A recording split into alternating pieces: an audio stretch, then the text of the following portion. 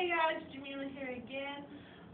This speech is for my SP 107 class at Beulah Heights University, and this one is entitled My Traumatic Library Experience.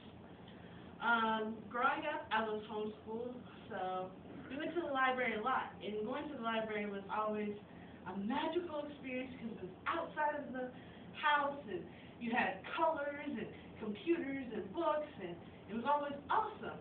But getting older, it got quiet, and it actually became more work, and I'll be honest, I developed a hate for the library. I did not like the quiet. I did not like the long list of books that my mom had access to add to my homework. So I just stopped going after a while. But in college, I discovered you do need the library. You have to have that access to do well and succeed. So recently, I made a trip to my Gwinnett County Public Library. And boy, was it a trip. I got set up, I got my books out, I got my snack, my lunch for the day, and surprisingly, it wasn't that quiet. I'm digging it. I got my music on, bobbing my head, just rocking out, typing away, looking around, and right across, I'm at this table, and right across the way, I see this good-looking guy sitting at the computer right over there. I'm like, no. We're going to focus. We're going to get this work done. We're going to make good grades this semester, hardcore.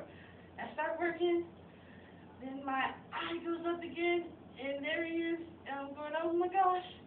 And then I look at his computer, and I really go, oh my gosh, because I see something I've never seen in all my years at the library, what I've never seen before. A dude looking at porn on the library computer. On the library computer.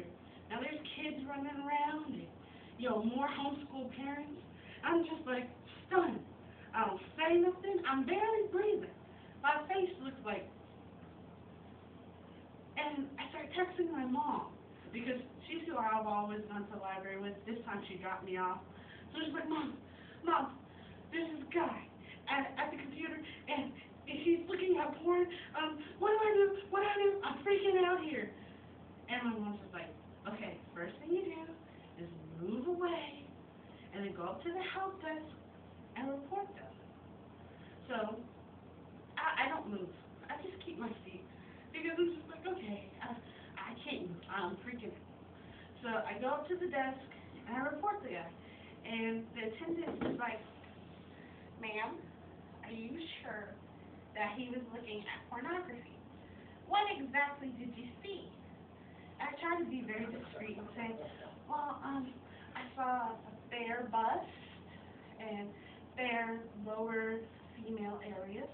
And she's like, no, what did you see, ma'am? What did you see? And I'm like, ma'am, I saw breasts in the vaginal area. And she's like, can you explain it a little bit more? And I'm like, sometimes I break out some slang, which I will withhold because this is a Christian school, so I'll behave myself. But I break out, some basic slang, and then she's like, oh, okay, yes, that is very inappropriate. Oh my goodness.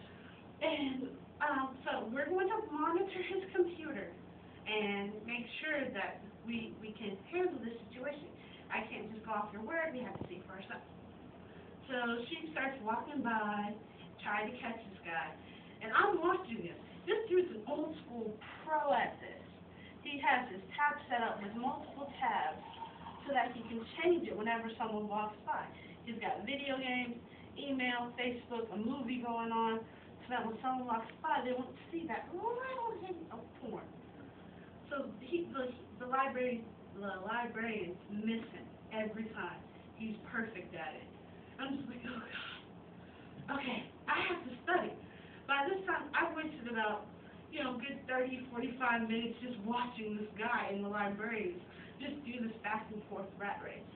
I'm just like, how does this happen at a library? At a library, how big is this porn deal? So later on, after this experience, I I do some research on how big porn is in this nation. And right now, porn websites take up 12% of the internet.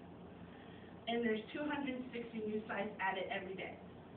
There is 20% of men admitting that they do porn at work. So why not the library, right? And to break it down, even females, 28% admit to doing porn. So I look at this experience, and I realize in me looking at him, I could have very well been taken in by it. You know, my eyes wandered, and I realized how good my God is, because he gives me a promise in Psalms 23, verse 4, even though I walk through the valley of the shadow of death, I will fear no evil, because your rod and your staff, they comfort me.